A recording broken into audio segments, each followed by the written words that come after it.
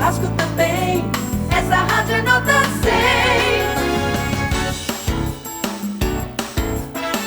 Tropical pega bem. Redação Tropical. Bom, de volta com a nossa segunda parte do Redação Tropical nessa manhã de quarta-feira. Você nos assiste através do nosso portal tropicalminas.com.br, no YouTube, Facebook, Instagram e também pelo nosso aplicativo Rádio Tropical Minas. Lembrando que agora tem a nossa entrevista. Se você tem alguma questão, alguma pergunta, faça através do nosso WhatsApp. 995139696. Pedimos que você coloque a palavrinha pergunta para a gente poder identificar com mais agilidade e colocar a sua questão no ar. Isso, hoje nós estamos recebendo então o Ezequiel Mendes, ele é consultor financeiro, já esteve com a gente aqui uma vez. E hoje a gente vai falar mais um pouquinho, né, sobre dinheiro, sobre como sobrar dinheiro, como você sair do aperto, né, Ezequiel? Exatamente. Muita gente tem esses problemas. Bom dia pra você. O pessoal da rádio tá precisando disso, não tá nada. Dinheiro sobra pra todo mundo, não? Não, mas é isso mesmo. Da outra vez foi muito legal, os ouvintes da rádio, inclusive... depois começaram a acompanhar meu trabalho, então foi um prazer, espero estar voltando aqui, obrigado pelo convite e poder retribuir e atender a galera mais uma vez aí. Pois é, e mais um ano, né, então a gente ainda pode dizer, tá entrando aí pro meio do ano agora, e a gente vê essa questão do Trump, né, do tarifaço aí, Brasil entra na lista, e acaba que aperta para todo mundo as taxações, né, as comprinhas pela internet já começa aí a taxar, enfim. Conta pra gente como administrar, né, todo o dinheiro, mediante esses apertos que a gente acaba enfrentando? Olha, eu tenho visto que uma grande dificuldade comum da maioria das pessoas, que tá muito exposta a todos esses movimentos que a gente tem no mundo, né? Que a gente não pode nem falar Brasil mais, né? Hoje a gente tem um impacto mundial de uma decisão que um presidente nos Estados Unidos toma, do Trump, ou seja, de uma guerra. Então a gente está exposto a muita coisa. A melhor coisa que a gente pode fazer é criar uma espécie de escudo financeiro. Se a gente tivesse a consciência lá atrás de criar um escudo e que esse escudo protegesse a gente contra fatores externos, com certeza a nossa vida financeira seria uma vida financeira melhor. Um grande erro que eu vejo, que eu cometi inclusive durante muitos anos. Eu usava meu dinheiro e depois eu rezava para ver o que ia dar. Acontece isso com mais alguém aqui? Tipo assim, a gente vai agora lá na frente, seja o que Deus quiser. A gente vai e chega lá na frente, seja o que Deus quiser. Então, eu falo que a maioria das pessoas é anotadora de gasto. Tem gente que nem gasta, anota, mas a grande maioria das pessoas é anotador de gasto. Eu anoto gasto. Vou anotando. O problema é que quando chega a fatura do cartão, o problema é que às vezes nem chega o final do mês e o que acontece com o dinheiro? Já sumiu, né? Então, são duas coisas que eu hoje recomendo para todo mundo pensar em casa o que pode fazer. Primeiro, a decisão com dinheiro, a gente tem que tomar ela antes de usar o dinheiro. Eu gosto de usar uma analogia da previsão do tempo. Hoje está chovendo aqui, inclusive. Você iria para uma praia ou para um clube se estivesse chovendo? Obviamente não. Por que não? Primeiro que não tem como você curtir, né, com chuva. E segundo, que você ia olhar a previsão do tempo. Com certeza, ninguém sai sem olhar. Você ia olhar a previsão do tempo e falar assim, olha, se tá chovendo, então, por que cargas d'água que eu vou gastar o meu tempo, investir, sair, deslocar e tudo mais? Com dinheiro é a mesma coisa. Se eu souber que daqui X dias eu não vou ter dinheiro, será mesmo que eu vou tomar uma decisão hoje de usar um dinheiro que eu não tenho para lá na frente ficar frustrado, não conseguir de repente fazer uma viagem, não conseguir fazer um negócio legal porque eu não consigo entender o que está acontecendo com o meu dinheiro? Então, essa é a primeira coisa que eu queria deixar aqui. Pensem, é possível? Como que mudaria, como que seria a vida de vocês, dos ouvintes aí, se você olhasse para o dinheiro como você olha para a previsão do tempo? Se antes de usar você soubesse o que acontecesse. Eu acredito que as decisões seriam muito mais inteligentes. Sairia desse piloto automático. O que eu acho que hoje a grande verdade é que a gente vive num piloto automático.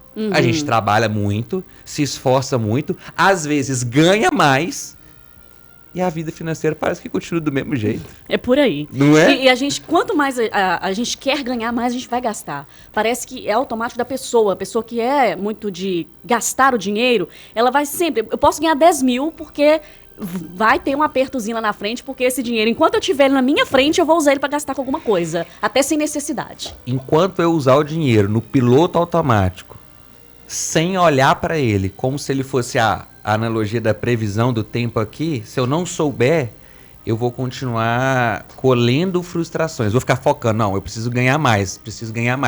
E claro, a gente precisa ganhar mais. Só que esse ganhar mais, ele pode não refletir a melhora na sua vida da forma como você gostaria. A gente tem vários exemplos aí de pessoas, jogadores de futebol, pessoas que ganham loteria, que aumentam, ganham uma bolada em dinheiro, e aí rapidamente elas voltam de novo ao estaca zero, ou até pior.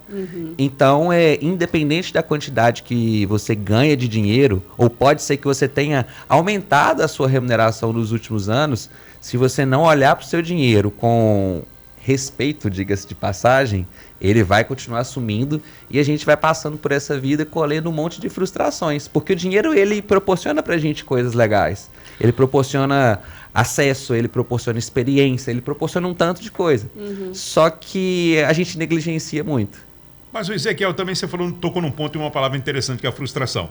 Será que as pessoas também não gastam dinheiro excessivamente devido às frustrações que ela tem? Porque a vida do brasileiro é complicada, né? O cara tem que trabalhar, a remuneração nem sempre é muito boa, né? Então o cara fala, pô, não consigo fazer uma viagem porque não sobra dinheiro, não consigo. Aí o cara vai lá, pelo menos aquele mimizinho, o cara consegue comprar um negocinho, depois de sendo acumulativo, e quando chega no final do mês, falou, pô, comprei um negocinho de 20, comprei um negocinho de 10, comprei um negocinho de 5, comprei um negocinho de 15, comprei um negocinho de 30, mas no final você comprou 500 coisas de 10 reais. E, pô, o valor vai dar um valor assim exorbitante. Mas não seria também a frustração que o brasileiro tem em relação à sua vida no dia a dia que faz ele gastar mais? Não, com certeza. Eu li ano passado, eu tive acesso a um livro que foi muito assim, ele trouxe para mim uma reflexão que eu já tinha e carrego comigo há muito tempo. A maioria das decisões que a gente toma com dinheiro, elas são emocionais. Elas não são racionais, né? Então, se o nosso emocional, né, inclusive as nossas experiências, não é só o hoje. Você viu as pessoas lidarem com dinheiro de um jeito a sua vida inteira. Você viu seus pais lidarem com dinheiro de um jeito, você viu seus familiares, você viu as pessoas. Então, a gente acaba pegando, às vezes, muito padrões. Mas aí que tá. Porque a minha família é muito econômica. A minha avó é daquelas assim, o dinheiro pra ela só gasta coisa com muita necessidade, mas ela tem dinheiro guardado. E eu não consigo. E olha que eu cresci com os meus avós, vendo eles, né, sempre economizarem, sempre nunca passaram aperto com nada, porque sempre tiveram ali os guardados, os extras, né, que a gente fala, né, tudo certinho. E eu não consigo, eu sou extremamente consumista. Aí eu volto naquela questão novamente. Será que não é o dia a dia, a forma como a gente vive hoje, que propicia a gente a gastar mais? Porque na época, por exemplo, assim, dos nossos pais, avós, não se tinha uma facilidade hoje em dia. Por exemplo, você pega o seu celular, se você comenta alguma coisa, daqui a pouquinho chega 300 mil mensagens daquilo que você comentou, forçando você a comprar. Influencia. Chega uma hora que você fala, pô, quer saber de uma coisa? Vou comprar. Não, e o Guilherme, meu sócio, mandar um abraço pra ele aqui, ele fala o seguinte, né, que o celular escuta a gente, né? Escuta.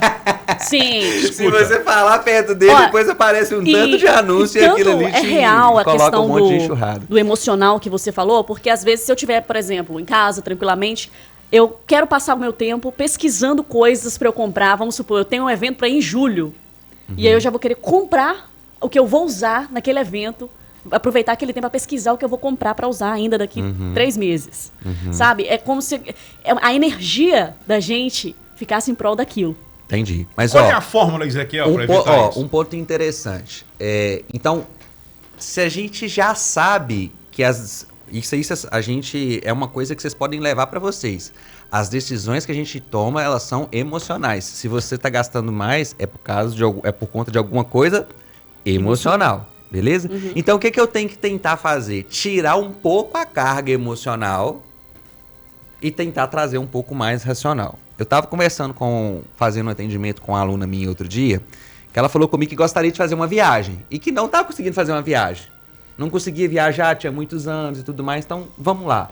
Eu sentei com ela e olhei todas as despesas fixas que ela tinha. Se eu olho para a despesa fixa dela e olho para o que ela recebe, tinha uma sobra no mês ali de uns R$ 1.500, R$ 1.600, certo? Só que quando eu olho para o gasto que está lançado hoje para vir na fatura do cartão, que é daqui 10, 15 dias, quando vem o vencimento da fatura, tinha R$1.000 de iFood. Além do supermercado. Ou seja, se eu estou gastando R$1.000 de iFood além do supermercado, entra a questão emocional. É o dia que eu chego cansado em casa, se eu não tenho às vezes um lanche pronto, se eu às vezes não tenho alguma coisa já... Se eu já não pensei nisso antes, o que é mais fácil de fazer? Pedir eu um vou iFood. pedir aqui e tudo mais. Só que isso, um dia, outro dia, 3 dias, é o quê? São R$1.000 todos os meses que às vezes está indo embora com uma coisa que você literalmente não está Precisando. vendo. E E não tá nem vendo. É. Porque o dinheiro está escorrendo ali e você não vê. Que a grande questão que as pessoas falam comigo é o seguinte: Ezequiel, eu sinto que o meu dinheiro some.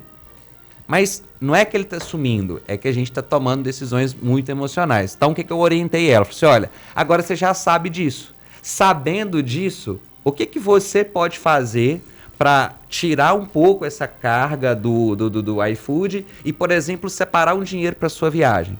Aí já tem 2 meses que ela está gastando R$300 com iFood e ela tá colocando R$600 numa caixinha separada para daqui 4 meses ela já fazer uma viagem curta, mas conseguir passar um final de semana legal, ter um momento de lazer legal. Então, ou seja, eu tenho que ter um planejamento. Se eu não tiver um planejamento e continuar tocando as coisas meio que no piloto automático, o resultado não muda. O grande ponto é, eu preciso de fazer alguma coisa diferente. Se eu continuar fazendo as mesmas coisas, repetindo os mesmos padrões, tendo os mesmos comportamentos, lá na frente o resultado também vai ser praticamente o mesmo. Aí não vai ter jeito de mudar absolutamente nada. Até que ponto radicalizar é a solução, Ezequiel? Quando eu falo radicalizar, eu falo assim, cara, cleque, começa a quebrar os cartãozinhos, começa a ter só o seu débitozinho e tal, evitar isso, porque senão não vai ter fim, não vai ter luz no fim do túnel. Ó, eu inclusive ensinei durante muitos anos a fazer renda com cartão. Eu acho que o cartão de crédito, ele é uma ferramenta. Igual a gente está usando hoje aqui a internet como ferramenta para propagar essa voz, né, para levar informação, levar educação financeira aí para esse nosso país que tanto precisa. O cartão de crédito ele é uma ferramenta. É como se fosse um martelo, né? O martelo ele é bem usado se eu souber usar. Vai colocar um martelo na minha mão para pegar um prego. Vai dar ruim, porque eu sou péssimo para manusear ele, não adianta. Agora, se você colocar na mão de alguém que sabe mexer, que sabe o que fazer com ele, vai dar certo. O cartão de crédito é a mesma coisa. Então, se o cartão não tiver um limite, ou um teto, ou uma meta semanal para gastar nele, vai chegar e vai dar o susto. Vai chegar, sempre vai ter o susto. Então, eu falo sempre o seguinte: cartão, ele tem que ter uma meta. Eu posso gastar X. O que eu faço lá em casa? Eu coloco essa meta dividida em semanas. Então, por exemplo, eu sei que eu posso gastar R$2.000 no cartão. Então, eu coloco, na primeira semana eu vou gastar 500, na segunda 500, na terceira 500, na quarta 500. Coloco isso na geladeira lá de casa. Já sei isso. Estou tirando um pouco daquela carga emocional que eu falei com vocês mais cedo. Quando eu chego, eu pego, eu olho para aquilo, me ajuda a controlar. Então, se não tiver uma meta e se eu não acompanhar aquilo, deixar no piloto automático, vai fugir do controle. Pode ser que seja necessário quebrar um cartão a princípio? Eu acho que é muito radical. Eu não sou a favor de você cortar tudo, viver mal. Você não precisa de viver mal para o dinheiro sobrar. Você pode viver bem, só que você precisa fazer escolhas mais inteligentes com o seu dinheiro. E isso inclui, inclusive, usar o cartão do jeito certo também, sabe? Eu adquiri um novo cartão de crédito e eu coloquei como meta de utilizá-lo no último caso. Eu tenho 2, né? Fora o que eu uso de casa. Mas assim, só no último caso. Eu evito usar, eu sempre vou no débito. Quando é pra usar no débito, eu vou indo. O cartão só no último caso. Mas até no débito, se você não tiver uma meta, se você não Também. tiver clareza do quanto você pode chegar, não vai dar. Eu fiquei feliz, eu consegui voltar de viagem com dinheiro. Achei que não ia voltar. Eu penso, hein? Tá vendo? Pois Mas é. assim, ó, eu não sou a favor, assim, de a pessoa falar assim, eu tenho que cortar até o cafezinho pra eu ter a vida... Não tem. Eu entendo que não tem. O problema é que as pessoas hoje, elas perdem muito dinheiro. Vou dar um exemplo aqui. Os ouvintes que estão aí, os ouvintes estão participando, estão deixando comentário aí e tudo mais? Então, tô mandando ali lá. Os ouvintes, vou dar um exemplo simples aqui. Os ouvintes hoje, eles pagam tarifa de serviço bancário? Vocês pagam? Acho que a gente falou sobre isso ontem aqui, né? Sobre as tarifas, coisa de banco, né? Vem um débitozinho, né? Pois é. Até aqueles... Teve gente que participou e falando que paga quase R$30 aí de um serviço lá, de um cartão que nem usa. Que é anuidade, aquela coisa toda. Você soma anuidade, você soma tarifa de serviço bancário, tá? Olha só, se eu pago entre anuidade e cesta de serviço bancário um valor que muita gente paga sem nem saber, que é de mais ou menos uns R$100, nós não estamos falando só de R$100 que está indo no ralo. Nós estamos falando de R$1.200 no ano que estão indo embora. Ah, sim, com certeza. Então eu não olho para isso, eu olho só para aquele dinheirinho que está saindo ali no mês. Então a primeira coisa que cada pessoa tem que saber aqui é o seguinte, antes de falar assim, eu tenho que cortar tudo. Bicho, será que você não está assinando uma plataforma de vídeo que você nem tá assistindo? Hoje tem gente que assina Netflix, tem gente que assina Prime Video, Disney Channel, e quando você olha Spotify, aí você vai assinando, quando você soma o tanto de assinatura que você paga, tá lá, uns 150, R$200 todo mês. Sim. Então, será realmente que eu preciso ser radical ou eu posso ser mais inteligente e olhar, peraí, isso aqui eu não precisava de pagar, não. Você pega, soma aqui, soma ali, soma lá. Já cancelei várias. Faço uma economia, se eu faço, por exemplo, um corte inteligente de R$300 mensais, nós não estamos falando só de R$300 mensais. Uhum. Se eu pego e passo a separar esses R$300, são R$3.600 no ano, gente. É uma coisa que você pode comprar, gastar com você, uma viagem e tal. Aí por que a viagem não está acontecendo? Pois é. Por que as coisas o dinheiro está indo para outras coisas desnecessárias. Tá indo para outras coisas desnecessárias. Então, assim, não tem que ser radical, a sua vida não tem que piorar. A sua vida, pelo contrário, a sua vida ela vai melhorar se você for mais inteligente com o uso do seu dinheiro. Mas é muito doido. A gente, por exemplo, trabalha normalmente 8 horas por dia, certo? 8 vezes 4, 8 vezes 5... 40 horas da semana, são 160 horas trabalhando, não é? Para que a gente trabalha? Para ganhar dinheiro. Exatamente. Certo? Agora, quanto tempo no mês você dedica para olhar para o seu dinheiro que você ganha? Boa pergunta. Isso. Boa pergunta. Quanto tempo? Depois vamos pensando na resposta aí. Vai, ouvinte, fala você pro professor Ezequiel aí. Quanto tempo você tá trabalhando muito, mas quanto tempo você para no seu mês para olhar pro seu dinheiro, o que tá acontecendo com ele? Isso aí. Pensa nessa aí. Nós vamos ter um intervalo na volta, espero já ter algumas respostas sobre isso. Show. Voltamos então rapidinho aqui com Redação. Tropical Outono. Tropical. Redação Tropical. Informação com credibilidade. Olha, já de volta com o nosso Redação Tropical, hoje conversando com o economista Ezequiel. Já estamos ao vivo, hein? Economista não, consultor financeiro. Economista, ele está economizando, né? Está ajudando a gente a economizar, né? Isso. É uma graça. Ezequiel, o assunto é economia, né? A gente deixou aqui, né, o pessoal pensativo aí sobre os gastos e tudo. Bom, mas vamos retornar então sobre essa questão da sobra, porque todo mundo fala, eu ganho, eu trabalho, tenho meu dinheiro ali, mas nunca sobra no final do mês. Sim. Então, qual que é a sua orientação, a pessoa que quer planejar algo, que tem vontade de fazer algo, mas o dinheiro não está sobrando? Por onde começar? Eu não consigo, o pessoal pensou aí quanto tempo que dedica pro dinheiro, depois pensa aí, hein? Depois me fala. Mas assim, eu gosto de olhar pro dinheiro não só anotando, mas assim, distribuindo aquilo que eu ganho. Como que eu faço, oriento as pessoas a distribuir o dinheiro. 70% do que ela ganha vai para custo de vida. Então, isso é uma regra de um livro antigo também, chama O Homem Mais Rico da Babilônia. Então, isso vem lá desde... Isso não é do Ezequiel que tá tirando da cabeça dele não, tá? Uhum. 70% para o custo de vida, 20% você pode ter as suas parcelas para comprar seu carro, para financiar a sua casa, e 10% você tem que separar para a sua liberdade financeira, que é para formar a sua reserva, que é para criar o escudo para te proteger. Então, eu colocaria como meta a pessoa guardar ali 10% daquilo que ela recebe para formar esse escudo. Se ela não tiver isso como problema, qual que é o problema? As pessoas não têm isso como meta. Ela vira e fala assim, se sobrar eu faço. Só que às vezes, e aí igual eu falei anteriormente, esse dinheiro que hoje talvez não sobra para você formar uma reserva, formar um escudo para você, é o dinheiro que está indo para o ralo com coisa que você não está vendo. com tarifa bancária, com serviço de assinatura que você utiliza, com mensalidade que você paga e não utiliza. Então, primeira coisa, olha, faz uma lista de tudo que você hoje sai, pega a fatura do cartão de crédito e olha mesmo, porque tem gente que tem preguiça de fazer isso. Pega a fatura do cartão, olha lá, tem coisa que às vezes está vindo cobrando todo mês que você não está utilizando mais. Cortou aquilo ali, passa a separar aquele dinheiro ali para um outro lugar onde o dinheiro vai rendendo, para o dinheiro começar até a trabalhar para você.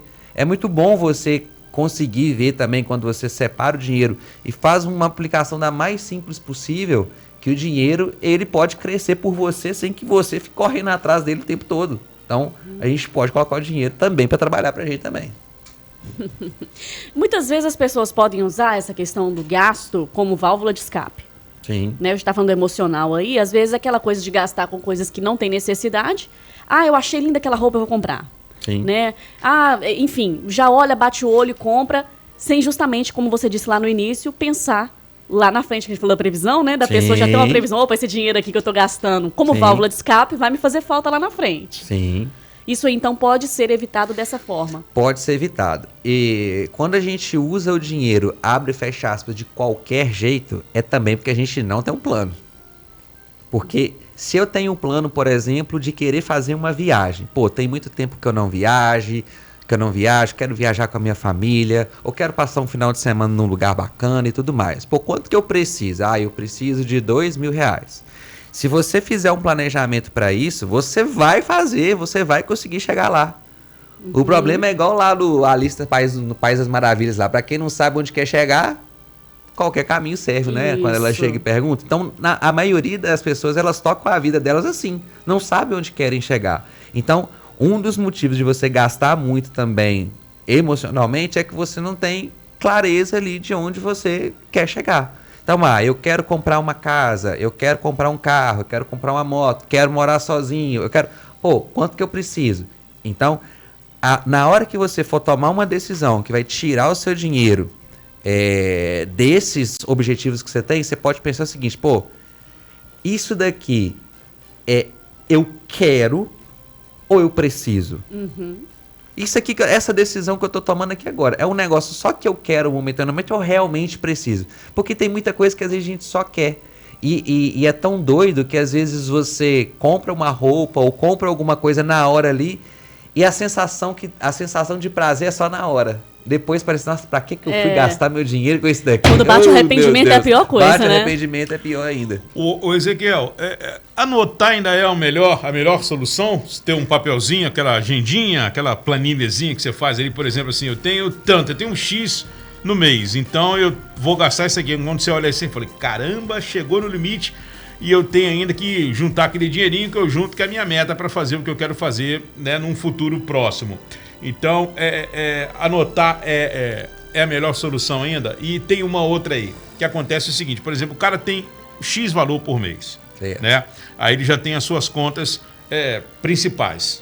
Água, luz, condomínio, enfim, aluguel, se ele tiver, aquela coisa toda. E aí ele tem aquele limite que ele sabe que ele pode gastar até ali.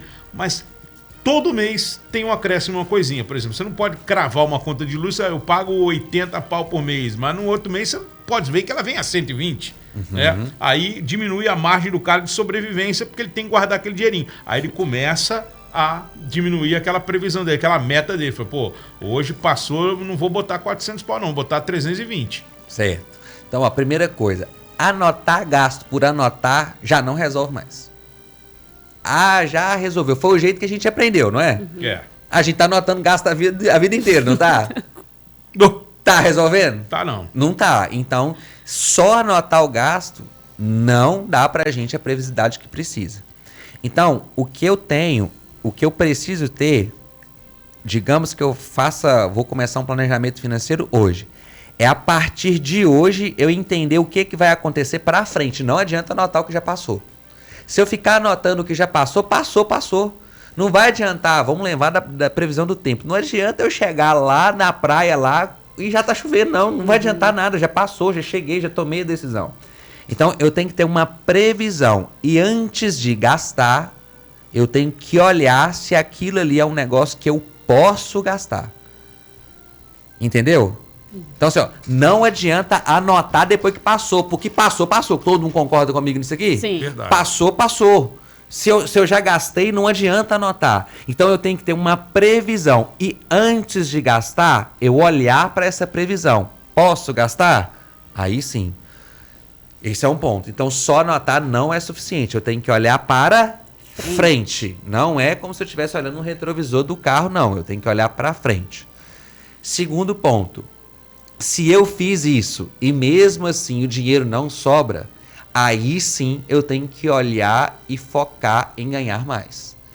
Para algumas pessoas, para algumas situações ali que a pessoa hoje, no país que a gente está, ganhar 3,5, 4 mil reais, falar com essa pessoa que ela tem que viver no limite é loucura, beira a loucura.